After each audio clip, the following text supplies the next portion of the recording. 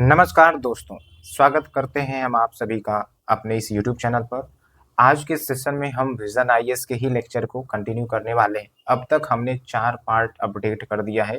ये हमारा 5वां पार्ट होगा और कोशिश करेंगे कि इसी वीडियो के अंतर्गत ये पूरा पॉलिटी का करंट अफेयर्स समाप्त हो जाए। तो आप देख सकते हैं पिछले 1 साल का करंट अफेयर्स मात्र 4 से 5 घंटे में आप कवर कर सकते हैं। अदरवाइज बड़ा पेचीदा लगता है एक ही साथ पूरे मैगजीन को लाइन बाय लाइन पढ़ना।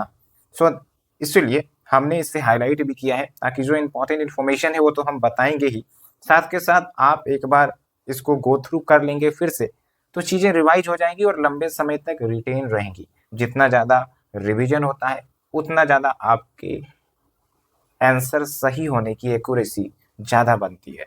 That is the point. और ये आपने रियलाइज भी किया होगा। अगर हाँ तो जल्दी से कमेंट सेक्शन में लिखिए yes it's true. So in today's session we are going to start with the bodies, institutions. अब जो institutions हैं इंडिया में, इसमें एक स्टेट्यूटरी भी होती हैं, कॉन्स्टिट्यूशनल भी होती हैं, एग्जीक्यूटिव भी होती हैं। तो थोड़ा सा आप हमें अगर डिफरेंस बता सकते हैं तो बताइए कि क्या क्या अंतर होता है इन तीनों में। क्या आप रिकॉल कर पा रहे हैं? अगर हाँ तो you are in the right track. अगर डिफरेंस नहीं पता है तो कहीं ना कहीं आप मुश्किल में फंस जाएंगे। एक बार आप गूगल पर सर्च करके डिफरेंसेस को अंडरस्टैंड करेंगे अच्छे से। साथ के साथ कुछ कॉन्स्टिट्यूशनल बॉडीज के भी नाम आपको याद होने चाहिए, स्टेट्यूटरी बॉडीज के भी नाम आपको याद होने चाहिए। ये क्यों? क्योंकि पास्ट में ऐसे बहुत सारे क्वेश्चन यूपीएससी ने पूछे हैं प्रीलिम्स में, जो सिंपली आपसे ये पूछता है कि भाई which of the following is constitutional body, which of the following is not a constitutional body। तो अगर इन सब क्वेश्चन में अगर आप गलती कर देते हैं तो it's like a blunder, 2 marks free के चल जाएंगे। सो इट्स माय रिक्वेस्ट कि आपको ये लिस्ट याद होनी चाहिए। वैसे आने वाले समय में हम टेलीग्राम चैनल पर आपको पूरा एक समरी प्रोवाइड कर देंगे कॉन्स्टिट्यूशनल और नॉन कॉन्स्टिट्यूशनल बॉडीज का। आपको ज़्यादा चिंता करने की ज़रूरत नहीं है, बस टेलीग्राम चैनल से जुड़िए और हमारे चैनल को सब्सक्राइब करिए। अगर आप यहाँ तक सुन लिए हैं तो definitely you are interested to listen. So let's start with the first topic, national human rights commission.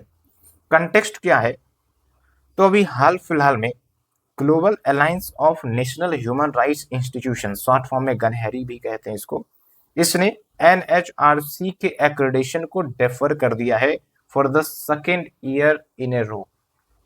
2023 में भी डेफर किया गया था, 2024 में भी डेफर कर दिया गया है। अब एक्रेडिशन देने का मतलब क्या होता है इस इंस्टीट्यूशन के थ्रू? तो आप ऐसा समझिए कि ये जो आपका बड़ा सा इंस्टीट्यूशन है जिसका नाम अभी हमने बताया, तो ये अगर एक्रेडिशन दे देता है हमारे देश के ह्यूमन राइट्स इंस्टीट्यूशन को, तो वो हमारा जो देश की संस्था है वो एलिजिबल हो जाएगी to coordinate with this international body. अगर इंडिया में ह्यूमन राइट्स का वायलेशन हो रहा है तो डायरेक्ट अगर इस इंटरनेशनल एजेंसी को कोऑर्डिनेट करना हो तो किससे कोऑर्डिनेट करेगी? तो हमारे देश में जो राष्ट्रीय ह्यूमन राइट्स इंस्टीट्यूशन है उसके। लेकिन अगर एक्रेडिटेशन नहीं मिला तो बहुत सारे जो पावर्स हैं वो हमारी ह्यूमन राइट्स संस्था एंजॉय नहीं करेगी। सो दैट इज द पॉइंट। तो उम्मीद करते हैं आपको ये चीज़ समझ में आ गई होगी। अब थोड़ा सा हम बेसिक की तरफ जाते हैं। ये जो आपका NHRCI है यानी कि human rights commission of India, इसको ए स्टेटस ऑफ क्रेडिशन पहली बार 1999 में मिला था और 2016 में इसको डिफर कर दिया गया एंड फिर से ए रेटिंग 2017 में मिली। लेकिन जैसा कि मैंने आपको बताया कि 2023 में भी इसको डिफर किया गया, 2024 में भी फिर से डिफर कर दिया गया है। ओके, अब किस ग्राउंड पर डिफर किया गया, क्यों नहीं दिया गया इनको एक्रेडिटेशन? तो कहा गया कि भाई जो हमारे देश में NHRC है इसमें डाइवर्सिटी की कमी है, इन द स्टाफ लीडरशिप की भी इश्यू है और ह्यूमन राइट्स को प्रोटेक्ट करने के लिए स्पेसिफिकली मार्जिनलाइज्ड ग्रुप्स के राइट्स को प्रोटेक्ट करने के लिए इनएफिशिएंट एक्शन ये अदा करती है, मतलब उतनी ज़्यादा एफिशिएंट एक्शन नहीं लेती है। इस ग्राउंड पर ये वो बोल रहा है, मैं नहीं बोल रहा हूँ। ओके, अब बात करते हैं कि ये इंस्टीट्यूशन क्या है, कैसे कार्य करता है और कौन एक्रेडिशन प्रोवाइड करता है विभिन्न देश के ह्यूमन राइट्स इंस्टीट्यूशन को। तो देखिए, ये जो संस्था है 1993 में स्टैब्लिश हुई थी और शुरुआत में इसको international coordination committee of national institution कहा जाता था। कार्य क्या था? वही ह्यूमन राइट्स के प्रोटेक्शन के लिए। और 2016 से इसको गैनहेरी के रूप में रिकॉग्नाइज किया जाता है। हेडक्वार्टर इसका जेनेवा स्विट्जरलैंड में है। 120 देश सदस्य हैं, इंडिया भी इसका सदस्य है, ये ध्यान रखना। इंडिया सदस्य है, एक्रेडिशन दूसरी बात होती है, सदस्यता दूसरी बात है, कंफ्यूज नहीं होना है।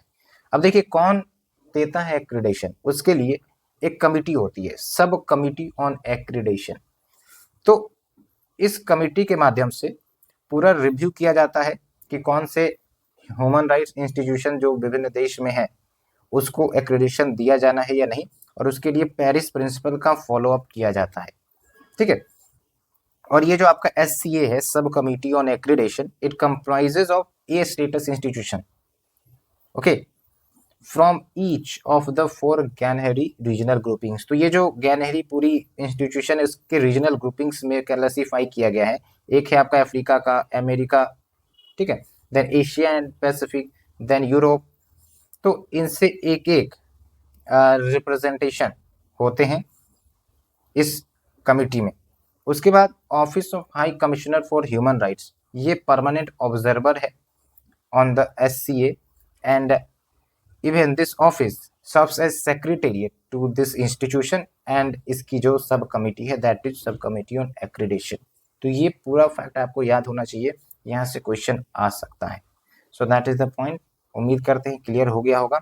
अब आते हैं हम बेसिक जो हमारा स्टेट्यूटरी बॉडीज है national human rights of India, उसके बारे में चर्चा करते हैं। तो ये जो आपका नेशनल ह्यूमन राइट्स है, इसका हेड क्वार्टर न्यू दिल्ली में है। 2019 में इसको अमेंड किया गया था। ध्यान देने वाली बात यह है कि कॉन्स्टिट्यूशनल बॉडी है नहीं, स्टेट्यूटरी बॉडी है। स्टेट्यूटरी मतलब क्या होता है कि भाई पार्लियामेंट से लॉ पास करके इसको तैयार किया गया है, इसको कंस्टिट्यूट किया गया है। तो कौन सा लॉ है भाई? तो protection of human rights act 1993, ठीक है। और इस एक्ट में ह्यूमन राइट्स को डिफाइन किया गया है like rights related to life, liberty, equality, dignity of the individual. वही सिंपल सी बातें हैं जो फंडामेंटल राइट्स के अंतर्गत भी आते हैं। लेकिन एक बात आपको ध्यान रखना है, ह्यूमन राइट्स बहुत ही वास्ट है। हमारे देश में जो फंडामेंटल राइट्स हैं वो कंप्लीटली ह्यूमन राइट्स से टैली नहीं करेंगे। बहुत सारे राइट्स चलो ठीक है ह्यूमन राइट्स से मैच करते हैं, लेकिन नॉट ऑल। ओके, क्या कुछ एग्जाम्पल आप हमें बता सकते हैं? और इस पर UPSC ने वैसे भी प्रीलिम्स में क्वेश्चन पूछा है। तो बहुत सारे जो ह्यूमन राइट्स है, जो फंडामेंटल राइट्स है इंडिया में, तो जाहिर सी बात है वो इन्फोर्सेबल भी होंगे कोर्ट्स के द्वारा। ठीक है, कौन से आर्टिकल के तहत? भाई आर्टिकल 32, आर्टिकल 226, जहां से आप अप्रोच कर सकते हैं supreme court and high court respectively. Okay, और अगर हम बात करें जो ये इंस्टीट्यूशन है, इसके चेयरपर्सन और मेंबर्स कैसे अपॉइंट होते हैं? तो प्रेसिडेंट अपॉइंट करते हैं, लेकिन ऐसा नहीं कि मनमर्जी प्रेसिडेंट अपॉइंट कर देंगे। There will be a recommendation to the president from a committee, and that committee will be headed by the Prime Minister, and the committee will consist of a Speaker of Lok Sabha, Minister in charge of Ministry of Home Affairs, Leader of Opposition in Lok Sabha and Rajya Sabha, Deputy Chairman of Rajya Sabha। ठीक है, तो ये members होंगे which will be headed by Prime Minister. They will recommend the President and President then will appoint them. Okay, tenure की बात करें तो जो मेंबर्स हैं या चेयरपर्सन है 3 साल के लिए, या फिर 70 ईयर्स ऑफ एज, जो भी है 3 ईयर्स या फिर 70 ईयर। 3 ईयर्स मतलब समझ रहे हैं, पद पर बैठा व्यक्ति, पहला साल गुजर गया, दूसरा साल गुजर गया, तीसरा साल गुजर गया, तो 3 साल ये होगा। 70 ईयर्स क्या हो गया? एज हो गया यहाँ पर। ओके, जो भी अर्लियर हो। बाकी रीअपॉइंटमेंट भी हो सकता है, क्योंकि बहुत सारे इंस्टीट्यूशन है जहाँ पर रीअपॉइंटमेंट अवेलेबल नहीं है, जैसे CAG है, competitor and auditor general of India, वहां पर रीअपॉइंटमेंट नहीं होता, एक बार जो बन गया दोबारा नहीं बनेगा, लेकिन यहाँ पर है। रिमूवल कौन करेगा? चाहे चेयरपर्सन या मेंबर्स हो तो president, on the ground of proved misbehaviour और incapacity, but with the consultation of the supreme Court. Power बहुत सारे है NHRC को, National human rights Commission, like civil court का पावर है, and they can summon and enforce the attendance of witness. किसी भी witness को अपने पास बुलाकर पूछताछ कर सकती है, कोई भी डॉक्यूमेंट को अपने पास मंगवा सकती है, receiving evidence on affidavits and कोई भी पब्लिक रिकॉर्ड की छानबीन कर सकती है, ठीक है, कॉपी मंगवा सकती है फ्रॉम द कोर्ट। तो भाई ये सब तो जो इन्वेस्टिगेशन का एक तरीका ही होता है ना, तो ये सब तो करेंगे, कितना आप याद रखोगे, इसलिए एक बार आप बस हाईलाइटेड वाला है उसे पढ़ ले, that's over. Then composition of NHRC की बात करें तो चेयरपर्सन कौन हो सकते हैं, अभी तक तो हमने बताया अपॉइंट कौन करता है, हेड कौन करता है, लेकिन कंपोजिशन क्या है, तो एक तो चेयरपर्सन है and that chairperson will be either retired chief justice of India और द जज of Supreme Court, kindly remember 5 full time members होते हैं, याद नहीं रखना है।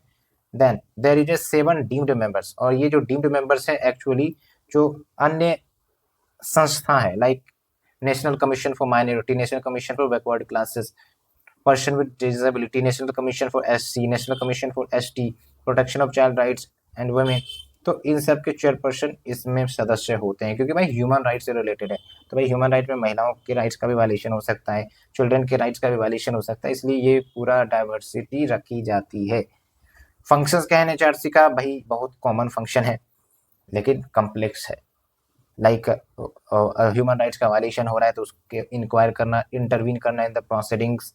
एंड एक बात ये याद रखिएगा, the institution can visit any jail, कोई जेल जा सकती है वेरीफाई करने के लिए कि भाई वहाँ पर जो कैदी है उनको सही से ट्रीट किया जा रहा है कि नहीं, सही खाना दिया जा रहा है कि नहीं, ऐसा तो नहीं कि ह्यूमन राइट्स का उल्लंघन किया जा रहा है, लिविंग कंडीशन सही है कि नहीं, बाथरूम सही है कि नहीं है, बाकी और भी review the law and procedure for protection of human rights and review factors like acts of terrorism, वही सिंपल सी चीज़ें हैं, और आप इसे वैसे भी आंसर कर सकते हो अगर यूपीएससी के प्रीलिम्स में क्वेश्चन आता है। जो फैक्ट्स हमने बताए हैं वो याद रखना, जहाँ पर भूल सकते हैं इसको तो आप लॉजिकल गेसिंग भी करके आंसर तक पहुँच सकते हो। तो पहला टॉपिक हुआ खत्म, 13 मिनट्स लगे, बट थोड़ा डिटेल से करना जरूरी था क्योंकि वो जो इंस्टीट्यूशन है गनहेरी वाला, देयर इज अ चांसेस कि वहाँ से क्वेश्चन पूछे जा सकते हैं। Now we are moving to the CBI, Central Bureau of Investigation. देखिए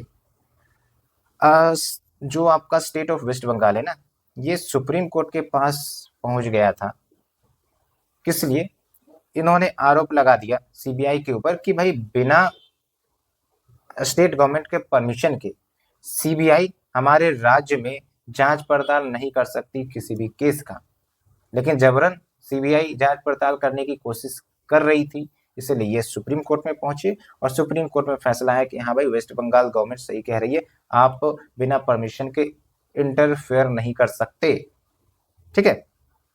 और वहीं से निकल कर आता है एक जनरल कंसेंट और स्पेसिफिक कंसेंट का नियम, तो पहले हम वो देख लेते हैं।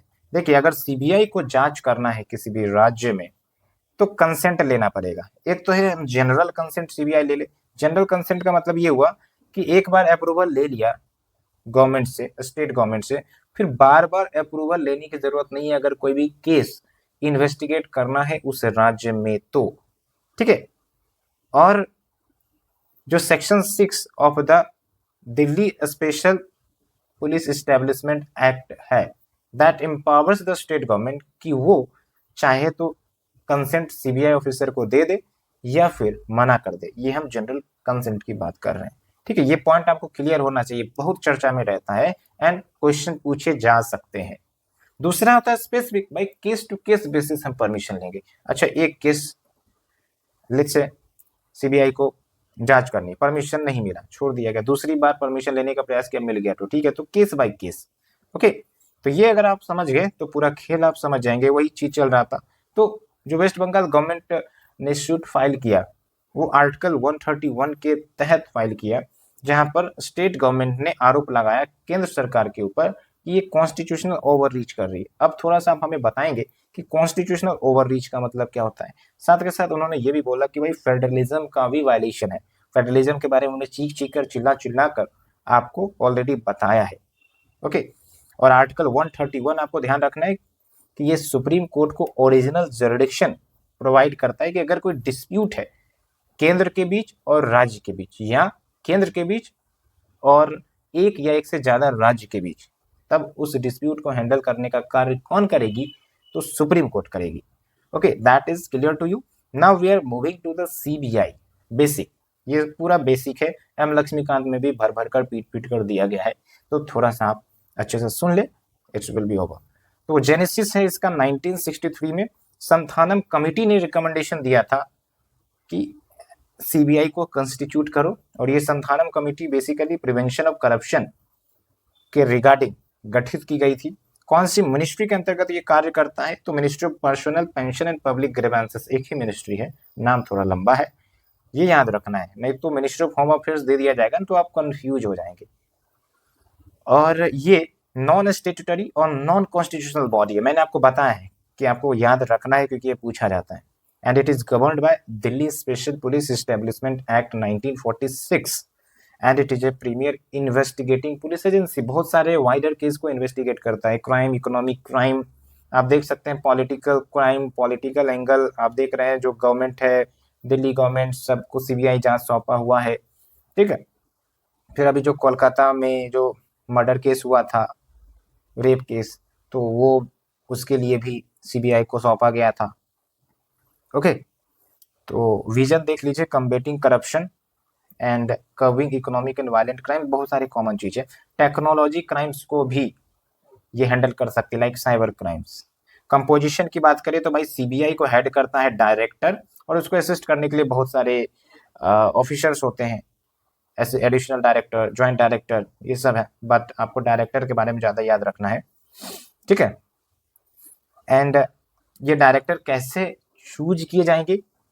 तो जो डायरेक्टर चूज किए जाते हैं, एक रिकमेंडेशन कमिटी होगी, सिलेक्शन कमिटी होगा जो सीबीआई चीफ को या डायरेक्टर को चूज करेगी, and that will be consisting of prime minister, leader of opposition and chief justice of India, ध्यान रखना है। ओके, एंड अपॉइंट कौन करता है भाई डायरेक्टर को? तो अपॉइंट तो सेंट्रल गवर्नमेंट डायरेक्टर को अपॉइंट करती है based on recommendation of committee, और कमिटी का नाम मैंने आपको बता दिया है। ओके, बाकी अगर टेन्यूर की बात करें तो फिक्स्ड टेन्यूर था इसका 2 साल का, लेकिन प्रेसिडेंट ने ऑर्डिनेंस जारी किया 2021 में, और उसके बाद जो डायरेक्टर्स ऑफ सीबीआई है, ईडी के डायरेक्टर है, उसके टेन्यूर को 5 साल तक किया जा सकता है, यानी कि 2 तो फिक्स हो गया, प्लस 3 इयर्स एक्सटेंशन मिल सकता है, ठीक है। आप देख सकते हैं फिक्स टेन्यूर 2 इयर्स है, लेकिन उसको 3 साल एक्स्ट्रा एक्सटेंशन मिल सकता है। बाकी हमने consent of state for CBI ये सब बता ही दिया है। Now we are moving to the next article. उम्मीद करते हैं आपको अच्छे से समझ में आ रहा है एक एक चीज, और मैं थोड़ा सा डिटेल और थोड़ा सा एनालिटिकल वे में पढ़ा रहा हूँ, ताकि आपको ये ना लगे कि भाई फैक्चुअल ही फैक्चुअल है और एनालिसिस का कुछ पता नहीं, रात को रटे और सुबह सब सफा हो गया, ऐसा चीज नहीं होना चाहिए। इसलिए थोड़ा कॉम्प्रिहेंसिव वे में हम पढ़ाने का प्रयास कर रहे हैं। Now we are moving to the Lokpal which is about third topic. तो देखिए 2013 में आपको याद होगा एक गाना चला था, अन्ना की तमन्ना है कि भ्रष्टाचार मिट जाए, चाहे मेरी जान जाए, चाहे सब कुछ जाए।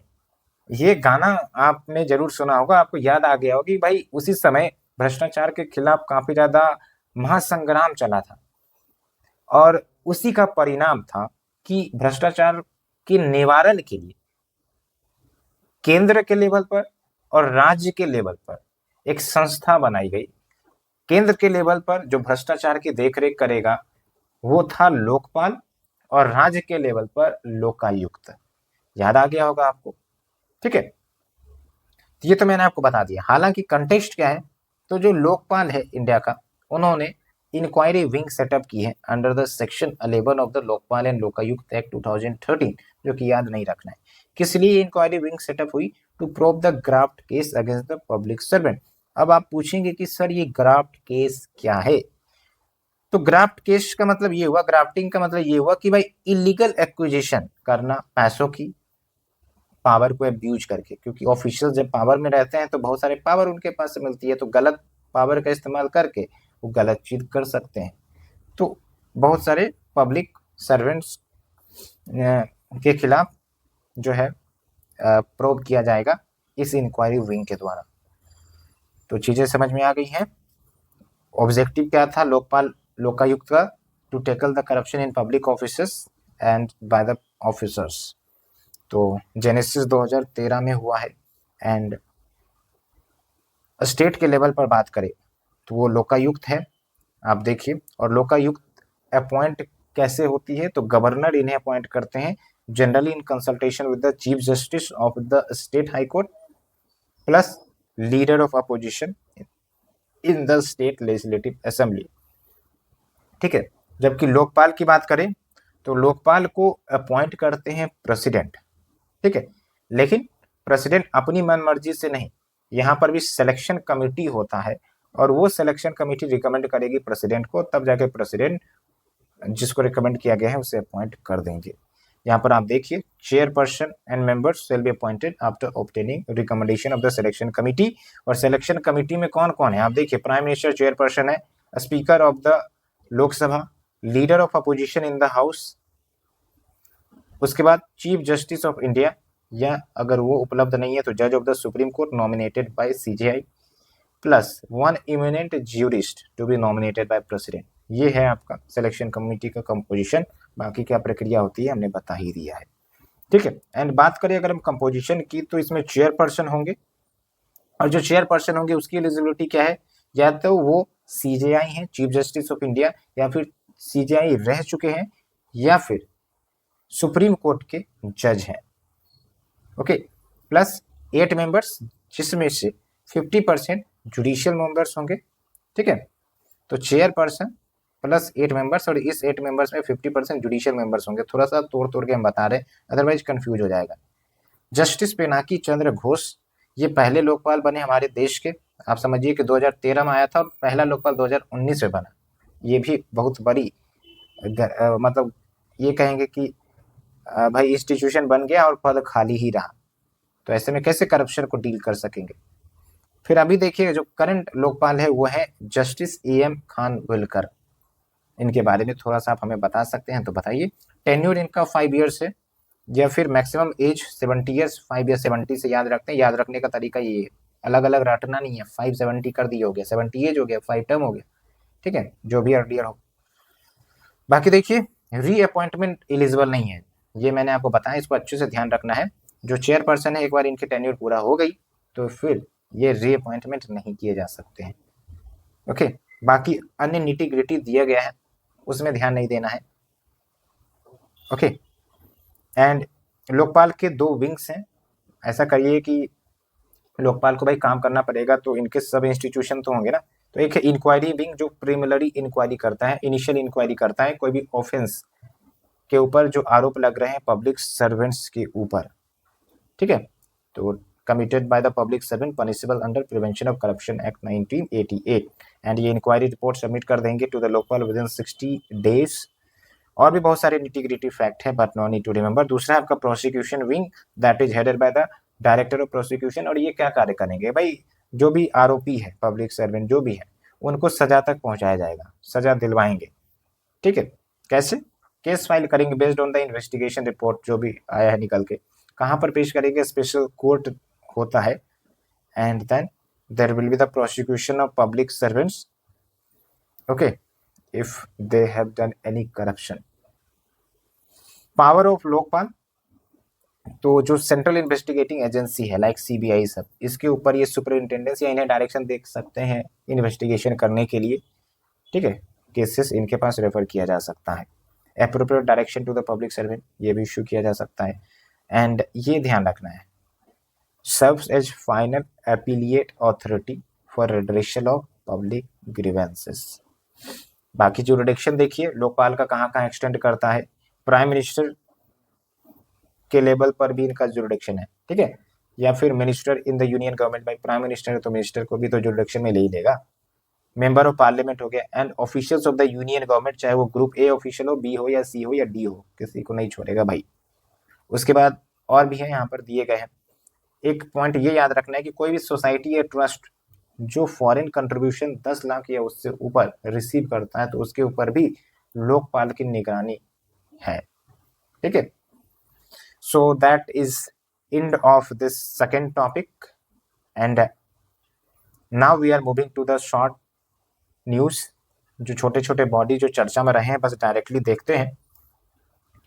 एक है आपका national commission for backward classes. आपको पता होना चाहिए कि ये जो कमीशन है इनिशियली कॉन्स्टिट्यूशनल तो थी नहीं, लेकिन बाद में इसको संवैधानिकरण किया गया है 102nd कॉन्स्टिट्यूशनल अमेंडमेंट एक्ट के माध्यम से, जो कि 2018 में आया था, 2018 में।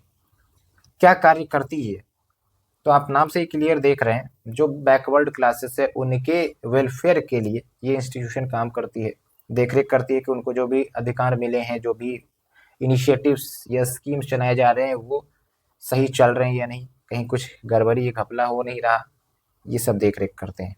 है यहाँ पर फंक्शन दिए गए हैं। तो ये कॉन्स्टिट्यूशनल बॉडी हो गई, आर्टिकल 338B के अंतर्गत इसे कॉन्स्टिट्यूट किया गया है।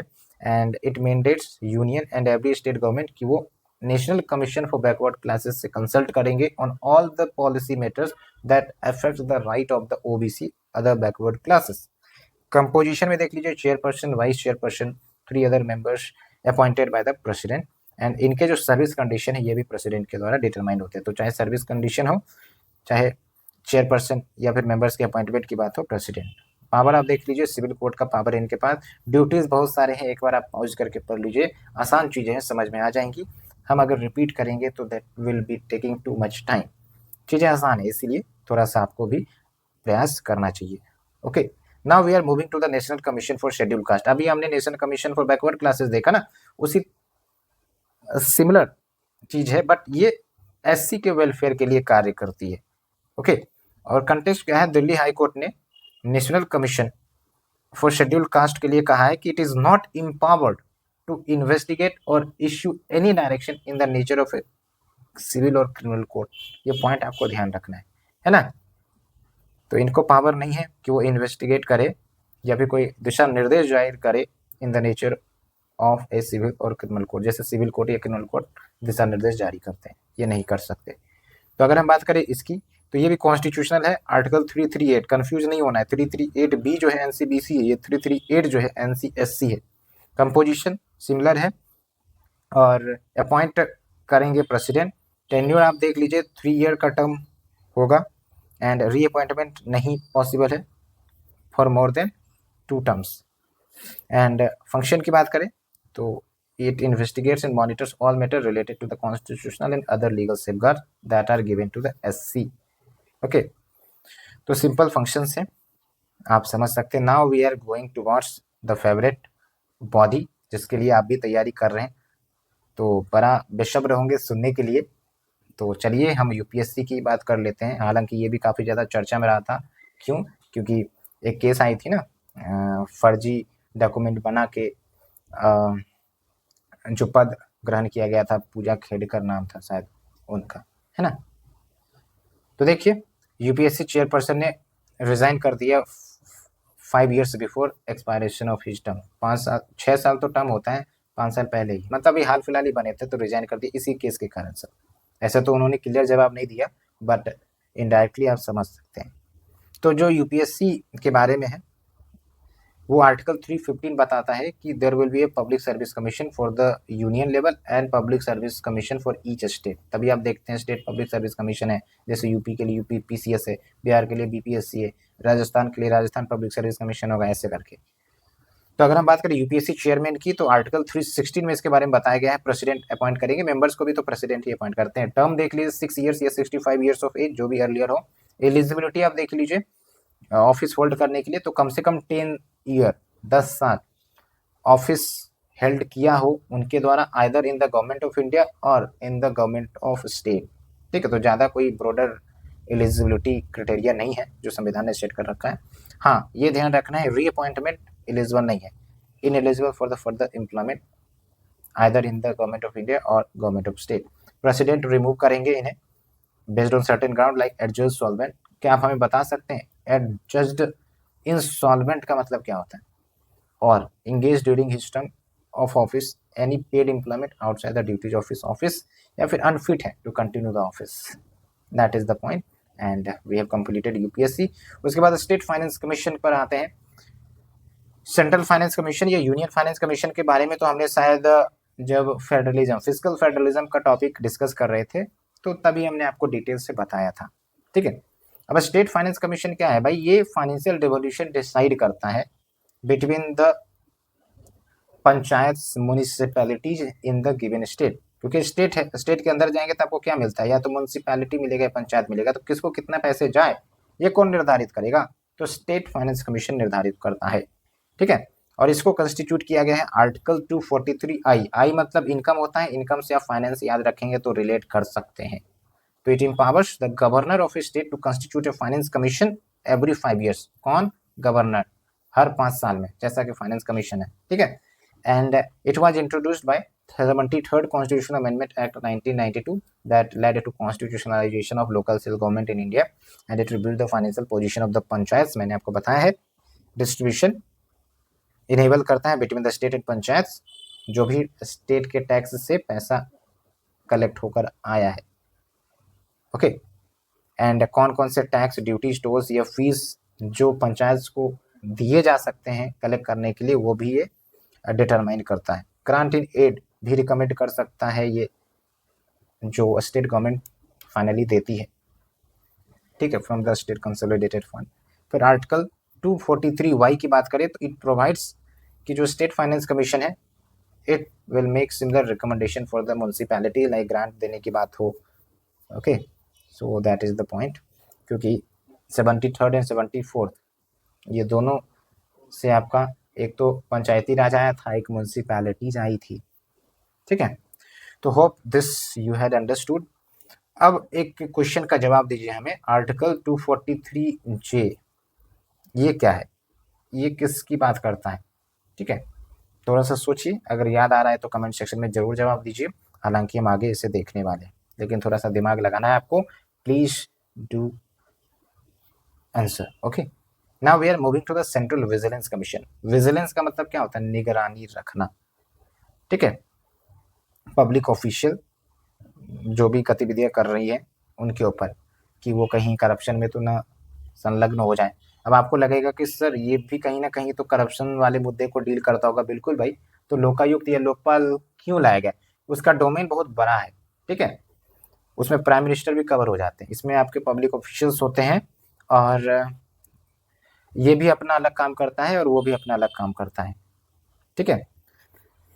तो कंटेक्स्ट आप देख लीजिए, वैसे कंटेक्स्ट उतना इंपॉर्टेंट नहीं है। अभी हाल फिलहाल में सीबीसी ने अपना एनुअल रिपोर्ट 2023 जारी किया, जिसमें हाईलाइट किया गया सेक्टर वाइज करप्शन कंप्लेंट्स जो उन्हें प्राप्त हुई और जो डिस्पोज उन्होंने किया against the public official. So that's why it is in news. तो ये आपका स्टैट्यूटरी बॉडी है which has been created by central vigilance commission act 2003।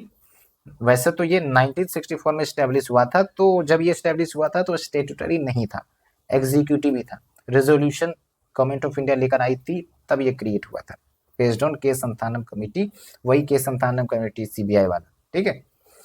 और 1998 में इसको स्टैट्यूटरी स्टेटस मिला वाया एन ऑर्डिनेंस। अगर हम बात करें सदस्य की तो 3 मेंबर बॉडी है, अपॉइंटमेंट प्रेसिडेंट करते हैं on recommendation of high powered committee, और उस हाई पावर्ड कमिटी में पीएम होंगे, union minister of home affairs होंगे and leader of opposition in the Lok Sabha होंगे। ये थोड़ा याद रखना है आपको, क्योंकि 2024 में आपका इलेक्शन कमीशन, जो चीफ इलेक्शन कमिश्नर है ना, उसके अपॉइंटमेंट के लिए जो रिकमेंडेशन कमेटी में, सिलेक्शन कमेटी में मेंबर्स होते हैं, उसको पूछा था, तो इसलिए आप इस ट्रेंड को भूले नहीं, पूछा जा सकता है। बाकी रोल एंड फंक्शन देख लीजिए, इट सुपरवाइज निगरानी रखता है vigilance administration across ministries departments. Preliminary inquiry, initial inquiry ये कंडक्ट कर सकते हैं into the complaints referred by the Lokpal for officials, ठीक है। जैसा कि लोकपाल का फंक्शन में देखे थे ना, सुपरवाइज कर सकता है, सुपरिंटेंडेंस कर सकता है, केस सौंप सकता है, तो वही बात यहाँ पर हो रही है। And it overseas the functioning of Delhi special police establishment CBI in investigating corruption related offence. तो ये आप समझिए कि सीबीआई को ये ओवरसी कर सकता है, और सीबीआई और ये जो सीबीसी है उसके ऊपर लोकपाल भी है, जो उसको इन्वेस्टिगेशन से रिलेटेड केस दे सकता है, ठीक है, डायरेक्शन दे सकता है कि भाई ऐसे इन्वेस्टिगेट करो। So that is the point, hope you understood. Now we are moving to the law commission. और जो लॉ कमीशन है आपका कंटेक्स्ट क्या है, अभी प्रेसिडेंट ने 23rd लॉ कमीशन को कंस्टिट्यूट करने के लिए अप्रूवल दे दिया है, और ये 3 इयर्स के लिए कंस्टिट्यूट की जाएगी, 1 सितंबर 2024 से, जो कि ऑलरेडी क्रॉस हो चुका है, 31 अगस्त 2027 तक ये कमीशन अपना काम करेगी और फिर रिकमेंडेशन या रिपोर्ट देगी, ठीक है। तो क्या कार्य दिया गया है? तो जो भी लीगल रिफॉर्म, लॉ से रिलेटेड रिफॉर्म, क्योंकि बहुत सारे लॉ हमारे देश में कहीं ना कहीं बैकवर्ड हो चुके हैं, मतलब यूजफुल नहीं है, कुछ चेंजेस की जरूरत है टाइम के अनुसार, तो इसलिए रिव्यू करने के लिए ये टास्क इन्हें दिया गया है। कंपोजिशन में कोई अभी क्लियर डिमार्केशन नहीं है कि कौन है चेयरपर्सन। फुल टाइम चेयरपर्सन वैसे होंगे 4 members and additional ex officio and part time members. इतना डिटेल में आपको नहीं याद रखना है, ठीक है, नहीं याद रखना है। हाँ शायद मैंने सर्च किया था, शायद लॉ कमीशन के जो चेयरमैन फिलहाल बने हैं अरविंद पनगरिया साहब बने क्या, एक बार देख लीजिए आप। 22 के तो ऋतुराज अवस्थी थे, एक बार आप कंफर्म करिएगा, है ना, फैक्ट्स को थोड़ा सा कंफर्म करना जरूरी है, कंफर्म कर लीजिएगा एक बार, ओके। बाकी अगर हम लॉ कमीशन के हिस्ट्री में जाएं तो पहली दफ़ा लॉ कमीशन 1834 में कंस्टिट्यूट हुआ था by the governor general under charter act 1833 and इसको चेयर किसने किया था, लॉर्ड मकुले, आपको याद होगा, है ना, मकुले माइन्यूट करके कुछ याद है क्या आपको, क्या था वो बताइए। फिर देखिए first law commission independent India की यानी कि आज़ादी के बाद 1955 में सेटअप हुई थी और चेयर्ड बाय MC सेटलवाड। तो स्टेटमेंट में पूछ लेगा आप कंफ्यूज हो जाएंगे, इसलिए दोनों नाम याद रखेंगे। नॉन स्टेटूटरी होता है and it is constituted by notification of ministry of law and justice, क्योंकि लॉ से रिलेटेड मैटर है तो इसी के अंतर्गत आएगा। बाकी फंक्शन क्या है, एम क्या है, ऑलरेडी मैंने बता दिया है, there is no need to repeat. So now we are moving to the NITI Aayog, that is the next topic and ये भी इंपॉर्टेंट इंस्टीट्यूशन है और आजकल तो काफ़ी ज़्यादा ही, क्योंकि बहुत सारे रिपोर्ट ये रिलीज करती हैं, गवर्नमेंट की थिंक टैंक है। एंड कंटेक्स्ट यही है कि 10 साल पूरे हो चुके हैं, 2015 में 2015 में इसे कंस्टिट्यूट किया गया था एज ए एग्जीक्यूटिव बॉडी, अभी भी एग्जीक्यूटिव ही है, ठीक है, there is no statutory recognition. So it's like government think tank. Think tank क्या करता है, सोच विचार करता है, जो भी टास्क इनको असाइन किया गया है, लाइक एजुकेशन के फील्ड में तो ये सोच विचार करेगा भाई कैसे सुधार किया जाए, हायर एजुकेशन में कैसे रिफॉर्म किया जाए, हेल्थ केयर है तो कैसे भाई हेल्थ केयर में सुधार किया जाए, पॉवर्टी कैसे कम किया जाए, मल्टी डायमेंशनल पॉवर्टी कैसे कम कर दिया जाए, तो ये थिंक टैंक का काम होता है, okay. And it had replace the planning commission. अब आप हमें बताइए कि 12 5 ईयर प्लान का क्या एम था, ठीक है, एम क्या था। कंपोजिशन की बात करें तो चेयरपर्सन प्राइम मिनिस्टर है and there is a governing council, ठीक है, और इस गवर्निंग काउंसिल में प्राइम मिनिस्टर तो होते ही है, साथ के साथ जो चीफ मिनिस्टर है सारे राज्य के वो होंगे, और वो यूटी यूनियन टेरिटरी जहाँ पर लेजिस्लेचर है उसके भी सीएम मौजूद होंगे, अलॉन्ग विथ जहाँ लेजिस्लेचर नहीं है वहाँ पर लेफ्टिनेंट गवर्नर्स होते हैं तो वो भी रिप्रेजेंट करेंगे, along with their is ex officio members, vice chairperson of the NITI आयोग, full time members NITI Aayog and special invitee, ये सब होते हैं, ठीक है। कायदे से आपको याद रखना है prime minister, CM of all state, UT with legislature में जो सीएम है वो, and lieutenant general of the other UTs, okay, ये ध्यान रखना है कायदे से।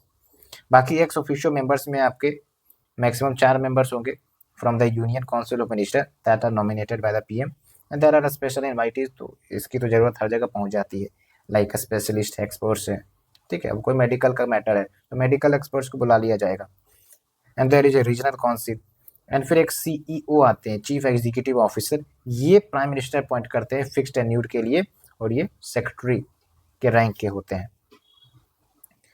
एंड अगर हम मैंडेट की बात करें तो देख लीजिए, oversee the adoption and monitoring of the sustainable development goals in the country, competitive and cooperative federalism among the state and UT को प्रमोट करना। अब आप यहाँ पर हमें बताइए what do you mean by competitive federalism and cooperative federalism, क्या कोई एग्जाम्पल आप हमें बता सकते हैं, ओके तो हमें जरूर बताएं। कुछ कुछ रिपोर्ट जो नीति आयोग रिलीज करती है वो याद रखना जाए, SDG India index, national multi dimensional poverty index and export preparedness index, जो एक्सपोर्ट के स्टेटस को बताता है कि भारत में क्या चल रहा है। So we have completed all of this, now we are moving to the last topic of this section, उसके बाद हम इंपॉर्टेंट एस्पेक्ट्स ऑफ गवर्नेंस में जाएंगे एंड ज़्यादा समय नहीं लगेगा, आप थोड़ा सा ही बचा है तो कंप्लीट होने वाला है। तो जब हम बात करते हैं यूनिवर्सल पोस्टल यूनियन की तो 150th एनिवर्सरी इसकी सेलिब्रेट की गई है, इसको इस्टेब्लिश किया गया था 1874 में as a general postal union through the treaty of Bern, okay, and it is the second oldest international organisation after the international telecommunication union. तो ITU कब बना था 1865 में, ये कब बना 1874 में, तो अगर पूछ लिया जाएगा तो आपको याद रखना है, ओके। हेडक्वार्टर बर्न स्विट्जरलैंड में, तो बर्न कहाँ पर है भाई, स्विट्जरलैंड में। 192 कंट्रीज मेंबर्स है इसके, एंड ये आपको अच्छे से याद रखना है कि ये जो है universal postal union it's a united nation specialised agency. Total कितने स्पेशलाइज्ड एजेंसी हैं यूनाइटेड नेशन के, ये भी आप हमें कमेंट सेक्शन में जरूर बताएं। ठीक है, क्या कार्य करता है? नॉर्मली जो पोस्टल सर्विसेज हैं दुनिया भर में उसको प्रमोट करने का प्रयास करता है। ठीक है, पोस्टल सर्विसेज मतलब जो आपके प्रोडक्ट्स एक जगह से दूसरी जगह भेजे जाते हैं वही आपका पोस्टल सर्विसेज आता है। ठीक है, हमारे देश में क्या है, पोस्ट सिस्टम है, डाकिया डाक लाया, डाकिया डाक लाया, ऐसा वाला गाना भी कभी ना कभी प्रचलित भी हुआ था। ठीक है, so we have completed all this, hope you understood in a great detail. And चलिए कुछ क्वेश्चन पूछ लेते हैं आपसे ताकि आपका भी मन हल्का हो जाए। आप हमें बताइए कि जो सीबीआई है, सीबीआई को अपॉइंट कौन करता है? ठीक है, और अपॉइंट करने के लिए जो सिलेक्शन कमेटी होती है उसमें कौन सदस्य होते हैं?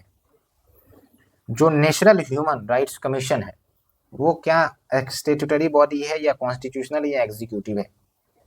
ये भी आप हमें बताइए। कौन कौन से मेंबर्स जो भी हम मेंशन कर रहे हैं वो कॉन्स्टिट्यूशनल बॉडी है, आप हमें बताइए। अभी जैसे यूपीएससी, एनसीबीसी, एनसीएससी, एनसीएसटी, ठीक है, NHRC and CVC, okay, Lokpal and Lokayukta.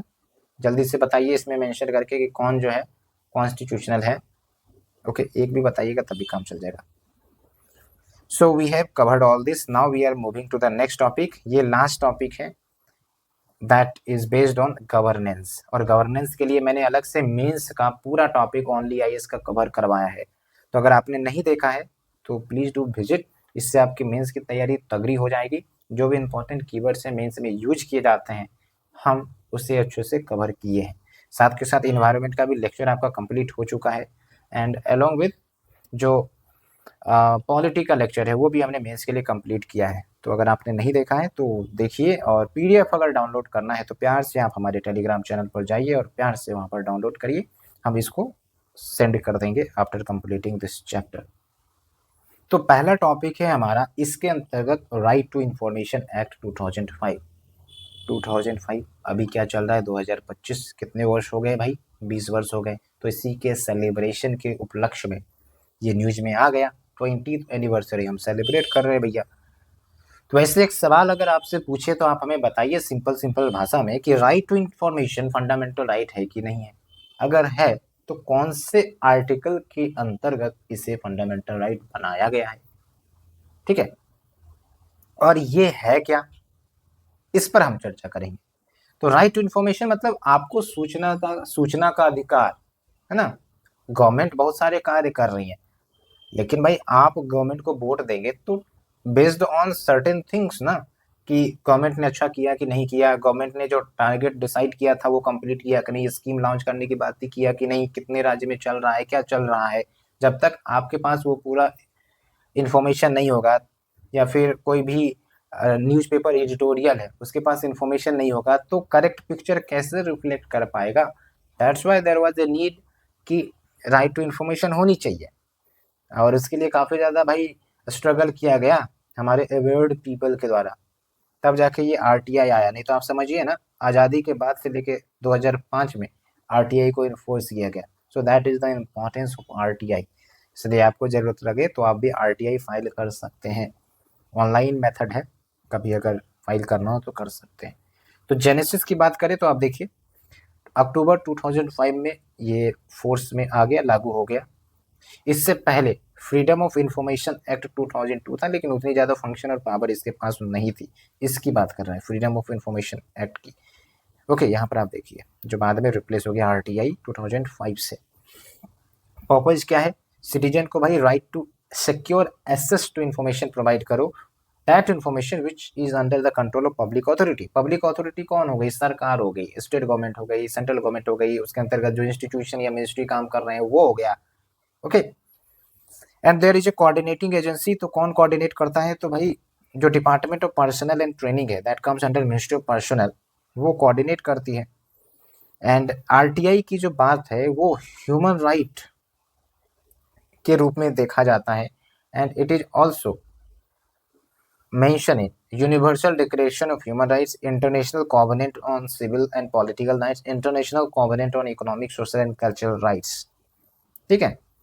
And मैंने आपको बताया था कि it's a fundamental right under article 19, और ये सुप्रीम कोर्ट ने डिक्लेयर किया था अंडर द judgment Raj Narain versus Uttar Pradesh government case. ये ध्यान रखना है, केस का भी नाम याद रखें, क्योंकि हो सकता है यूपीएससी नया ट्रेंड क्लिक कर दे, केस दे दे और उधर आपको केस में क्या चीज थी उसका मैच द फॉलोइंग करवा दे। इसलिए कुछ कुछ केस, पूरा नहीं, क्योंकि अगर इनोवेशन करेगी तो कुछ कुछ इंपॉर्टेंट केस का ही करेगी, पुराने का नहीं, मतलब कुछ ऐसे वैसे नहीं।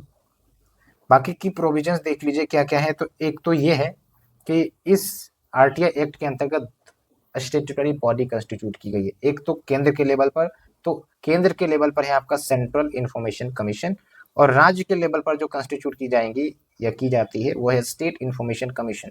ठीक है, ये ध्यान रखना है, दोनों इसी एक्ट के अंतर्गत कंस्टिट्यूट किए जाते हैं। क्या करेगी ये? तो भाई अब हमने इन्फॉर्मेशन मांगा, अब पब्लिक अथॉरिटी ने इन्फॉर्मेशन नहीं दिया, तो हम कहाँ जाएंगे अपनी शिकायत लेके कि भाई देखो ये इन्फॉर्मेशन नहीं दे रहा है? तो हम जाएंगे इन्हीं के पास, सेंट्रल इन्फॉर्मेशन कमीशन या स्टेट इन्फॉर्मेशन कमीशन, डिपेंडिंग की इन्फॉर्मेशन हम सेंटर से मांग रहे हैं या फिर स्टेट से मांग रहे हैं। ओके, जो सेंट्रल इन्फॉर्मेशन कमीशन है इसमें कौन कौन से मेंबर है? एक तो चीफ इन्फॉर्मेशन कमिश्नर होते हैं, बाकी information commissioner that should not exceed 10, 10 से ज़्यादा नहीं होना चाहिए। एंड ये जो अपॉइंटमेंट किए जाते हैं इनका प्रेसिडेंट करती है on the recommendation of A committee that consist of PM, leader of opposition in the Lok Sabha, याद रखना है राज्यसभा नहीं Lok Sabha, union cabinet minister that is nominated by PM. तो इनडायरेक्टली आप देखिएगा कि selection committee is inclined more towards the government, क्योंकि दो तो भाई गवर्नमेंट के ही मेंबर हो गए ना, एक है बस लीडर ऑफ अपोजिशन। ठीक है, तो क्रिटिसिज्म लिखना हो तो आप लिख सकते हैं इसका। बाकी अगर हम इनके टेन्योर की बात करें तो 3 इयर्स। एंड अब इन्फॉर्मेशन कौन प्रोवाइड करेगा?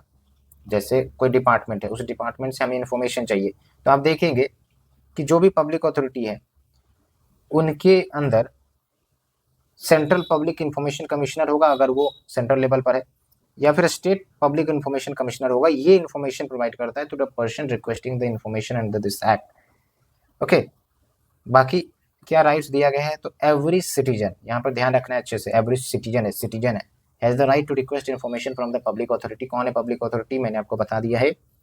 ओके, एंड एप्लीकेबिलिटी देखिए किसके ऊपर लागू होता है? तो पब्लिक अथॉरिटी के ऊपर ही लागू होता है। पब्लिक अथॉरिटी बहुत बड़ा है, like authority body institution of government establish under constitution और the law made by the parliament, state legislature, notification के माध्यम से भी कोई इंस्टीट्यूशन या बॉडी बनाई गई है तब भी वो पब्लिक अथॉरिटी के अंतर्गत आ सकती है।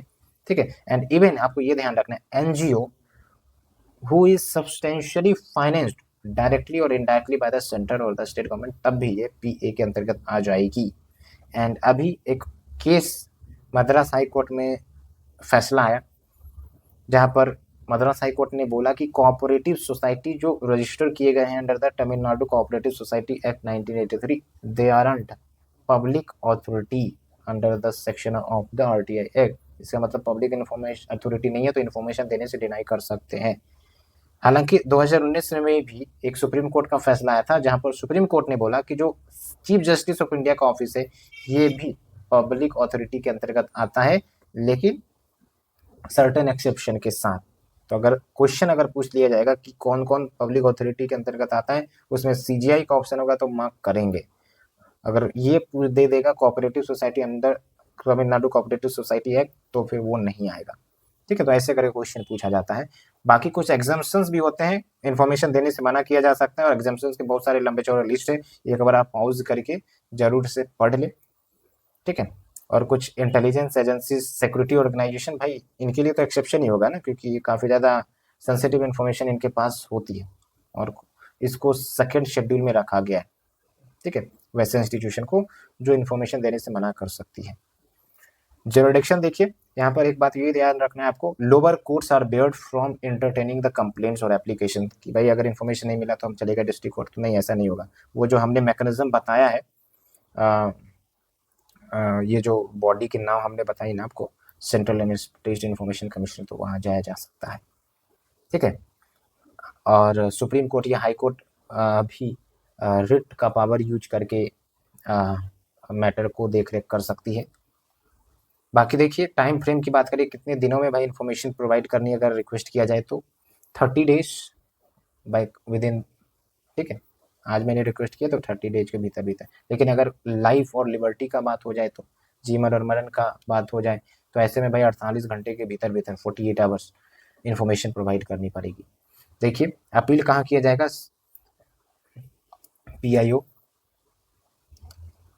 के जो डिसीजन है, पीआईओ यहाँ पर मतलब पब्लिक इंफॉर्मेशन ऑफिशियल, जो मैंने आपको बताया, और अपील कहाँ जाएगा, यहाँ पर जाएगा, ठीक है। आप देख सकते हैं address the appeals. So we have covered this. 2019 में से अमेंड किया गया था और इनके जो इंफॉर्मेशन कमिश्नर्स हैं ना, इनके टर्म्स एंड कंडीशन को चेंज किया गया था। Like it empower the central government की वो terms, salaries, allowances and other terms of services जो भी सीआईसी का है या आईसी का है, चाहे सेंट्रल लेवल हो स्टेट लेवल का हो, वो निर्धारित करेंगे, ठीक है। ये इंपॉर्टेंट फैक्ट है, सेंट्रल गवर्नमेंट ही निर्धारित करेगा, सेंट्रल गवर्नमेंट के कंट्रोल में ये चला गया, ठीक है। बाकी आप देखिए digital personal data protection act 2023, इसमें मतलब ये जो एक्ट है इसने एक सेक्शन को अमेंड कर दिया आरटीआई एक्ट के, और उसमें ये बोला गया कि भाई पर्सनल इन्फॉर्मेशन को डिस्क्लोजर से एग्जेम्प्ट किया जाएगा। वैसे भी आप देखिए पर्सनल इन्फॉर्मेशन को एग्जेम्प्ट ही किया जाता है क्योंकि सेंसिटिव हो जाएगा, लेकिन सवाल यही उठता है ना कि पर्सनल इन्फॉर्मेशन को डिफाइन कौन करेगा, क्या गवर्नमेंट ही डिफाइन करेगी? तो गवर्नमेंट तो अपने इंटरेस्ट के अनुसार डिफाइन कर देगी, तो ये भी एक बड़ा सवाल उठता है। So now moving with the next topic, Aadhaar, और इस पर यूपीएससी ने प्रीलिम्स में क्वेश्चन भी पूछा है, तो चलिए हम समझते हैं एक एक करके। तो आप सभी के पास तो आधार होगा ही, एक बार आपने कभी काउंट किया कितने नंबर का आधार होता है? यस जरूर किया होगा, 12 डिजिट का आधार होता है, ठीक है। और आधार आपकी आइडेंटिटी है, आपका पहचान है, क्योंकि उसमें आपका फिंगरप्रिंट, आई स्कैन सब कुछ मौजूद होता है, ओके। लेकिन क्या अगर हम पूछे आपसे कि is it A proof of citizenship, नागरिकता का भी ये प्रूफ है, तो जवाब होगा हाँ, ना होगा भाई, ना, ठीक है। अब आपको लग रहा होगा सर मैं तो ना ही बोल रहा था, ठीक है भैया आप समझदार हैं, ओके। और कौन इश्यू करता है आधार संख्या? UIDAI, ये एक स्टेटूटरी बॉडी है जिसके बारे में हम आगे अच्छे से चर्चा करेंगे। हालांकि Aadhaar card can be used to establish identity, ये तो मैंने बोला, but it is not an authoritative proof of date of birth. Date of birth को ये साबित नहीं करता है।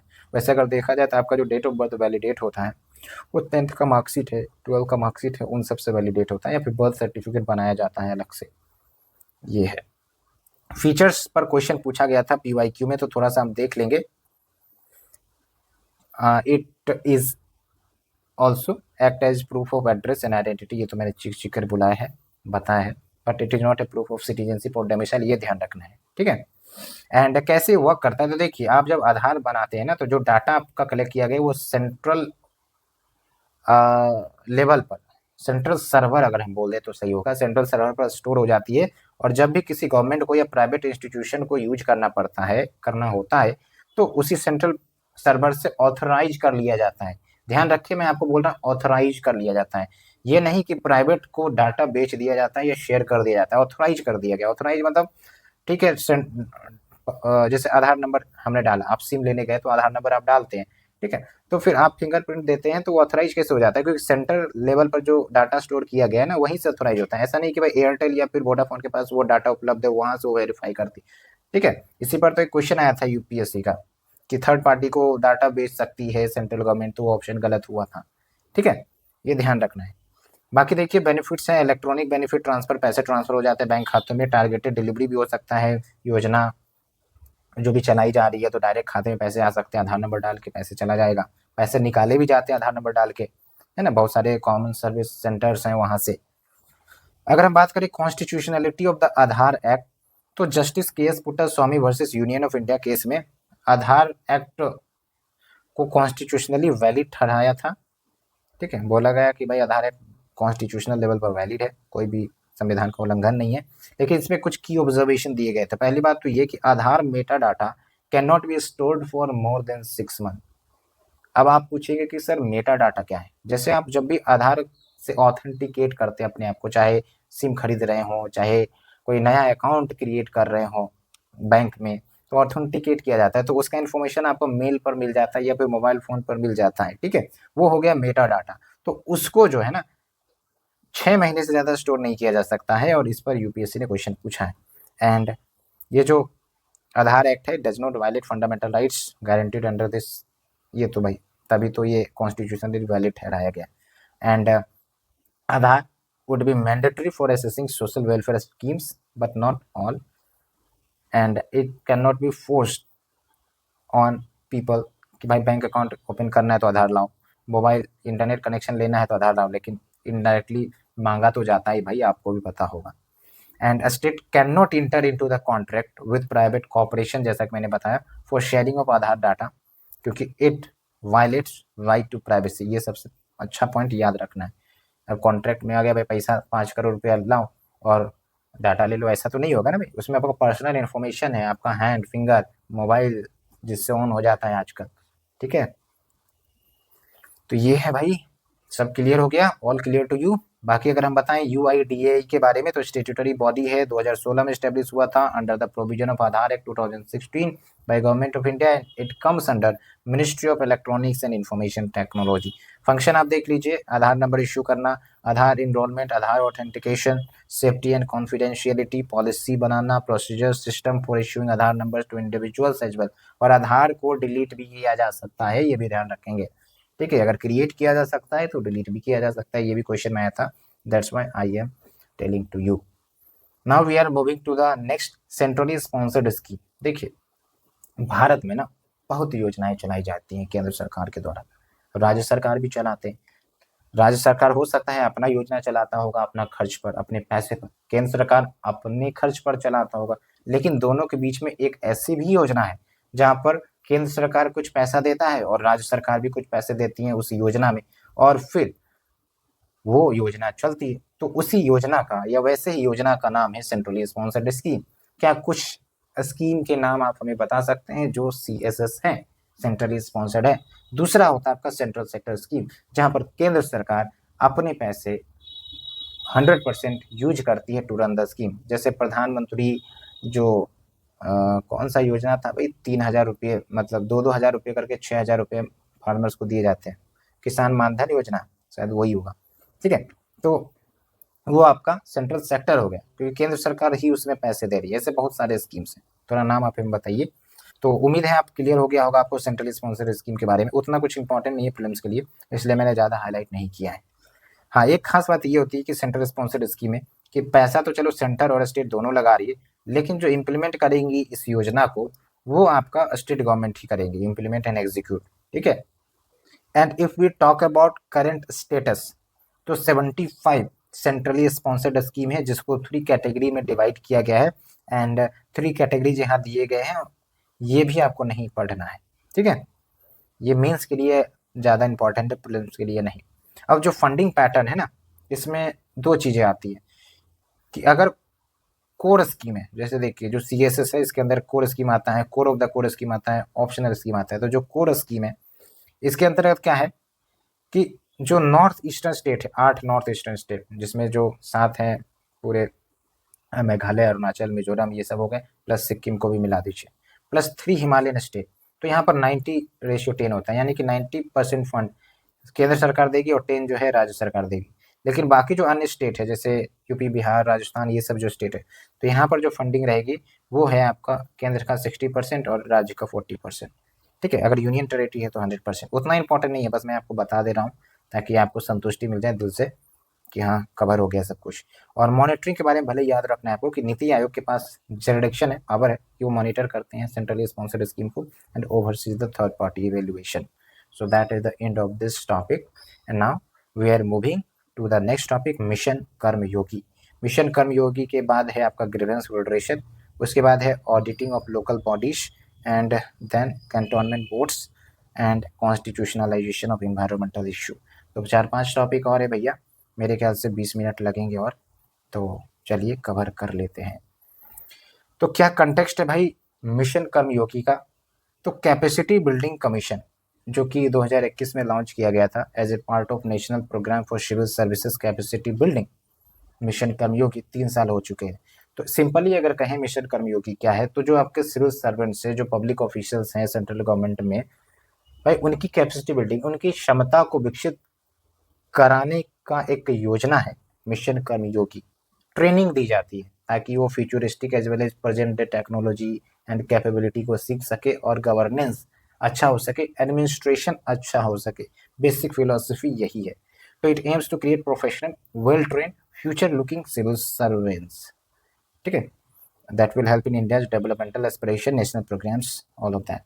And it covers all civil servants, whether it's contractual employee across different ministry departments, organizations of the union government. इसके अंतर्गत चार institutional framework आते हैं। एक तो प्राइम मिनिस्टर का HR काउंसिल होता है, which is the apex body. Then we have the cabinet secretariat coordinating unit, जो कि मॉनिटरिंग एंड ओवरसाइट में विश्वास रखती है। विश्वास रखिए क्या भाई, ये करती है monitoring. Then we have the capacity building commission, जिसकी चर्चा हो रही थी। तो ये डिसाइड करता है कि ट्रेनिंग स्टैंडर्ड्स क्या होगी, रिसोर्सेस एंड जो सेंट्रल ट्रेनिंग इंस्टीट्यूशन है जिसको जिम्मा सौंपा गया है उसको भी सुपरवाइज करता है। तो इंपॉर्टेंट बॉडी है ये। Then we have the special purpose vehicle, but there is no need to remember all this. Guiding principle की बात करें तो रूल टू रोल बेस्ड। पहले क्या होता है भाई, हम तो भाई राजा हो गए एक, अगर सिविल सर्वेंट बन गए तो ठीक है, तो यहाँ पर रोल बेस्ड होगा भाई। कुछ कुछ ऐसे सिविल सर्वेंट्स होंगे जिनको कुछ डिफरेंट फील्ड में काफ़ी ज़्यादा इंटरेस्ट आता होगा, तो वो पकड़ना है और उसको पकड़ के फिर वो काम उन्हें दे दिया जाए।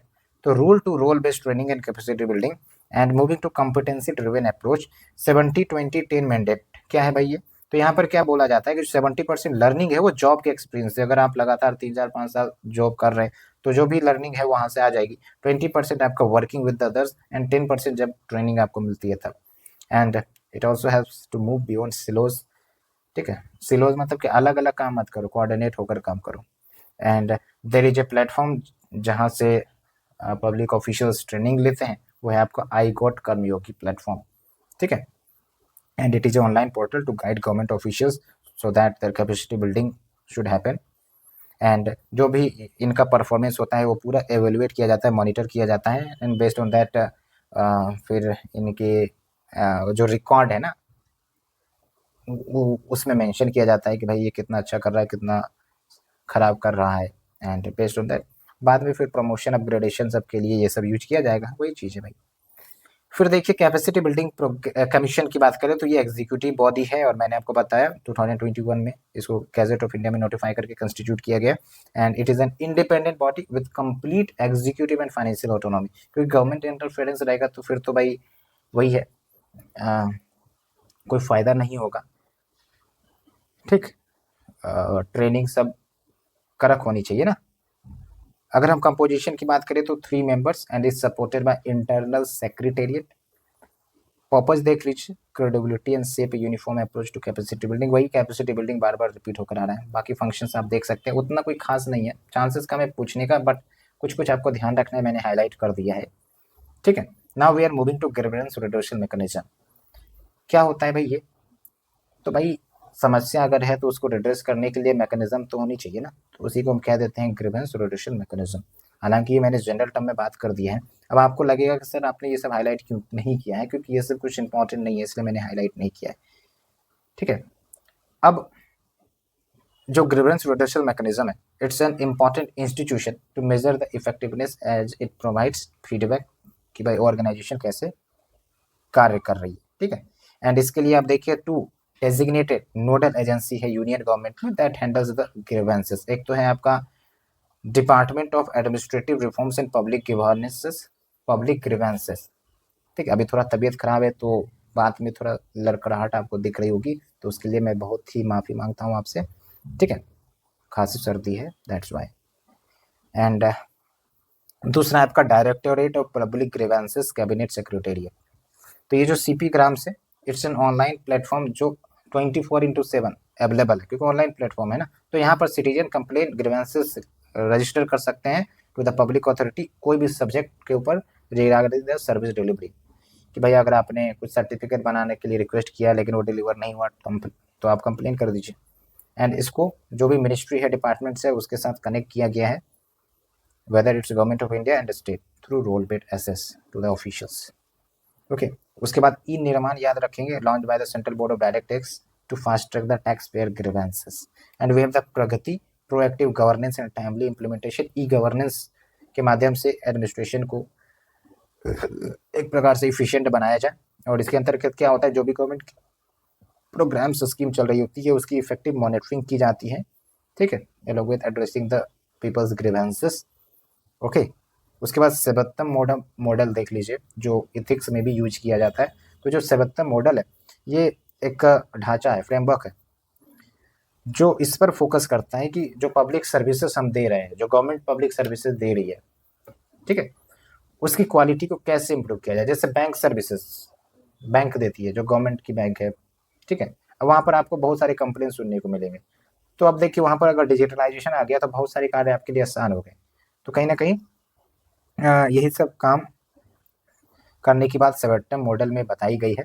और इसके अंतर्गत 3 मॉड्यूल्स आते हैं। एक तो सिटीजन चार्टर, जो सिटीजन के सर्विसेज को इंप्रूव करने की बात करता है। दूसरा grievance reduction mechanism and capacity building for the service delivery, और इसको आप यूज कर सकते हैं मेंस में। Then we have the next one, Jan Yojana अभियान। ज़्यादा इंपॉर्टेंट नहीं है, कंटेक्स्ट हम बात कर लेते हैं। मिनिस्ट्री ऑफ पंचायती राज ने पीपल्स प्लान कैंपेन या फिर जन योजना अभियान लॉन्च किया for the preparation of Panchayati development plan. और ये जो पंचायती डेवलपमेंट प्लान बनाई जाएगी 1 साल के लिए, 2025 से 2026 के लिए, ठीक है। और इसमें पीपल के पार्टिसिपेशन को भी बढ़ावा दिया जाएगा पर्टिकुलर पंचायत में डेवलपमेंट प्लान के लिए, क्योंकि भाई कौन से पंचायत में क्या कमी है, किस चीज़ की इश्यू है, तो वो तो लोग अच्छे से बता पाएंगे ना। और लोग को ही नहीं शामिल किया गया तो फिर क्या ही पार्टिसिपेटरी डेमोक्रेसी।